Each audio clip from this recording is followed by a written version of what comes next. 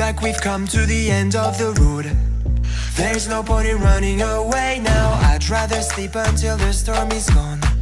She'd rather be shooting at me now. I know it will end up in anger. I don't think we grew up, we just became older.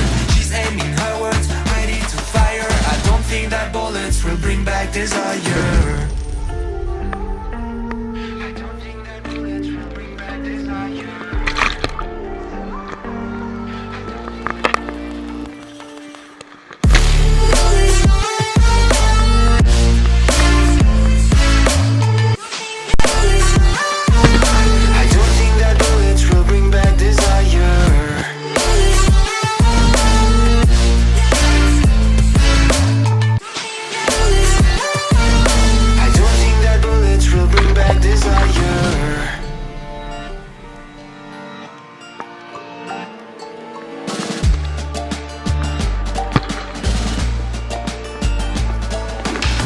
Like a blink of an eye's not enough. She'd rather be staying for days now. I'd rather fix it than mess up again.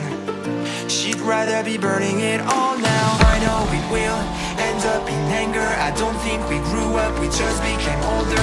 She's aiming her words, ready to fire. I don't think that bullets will bring back desire. I don't think that bullets will bring back desire.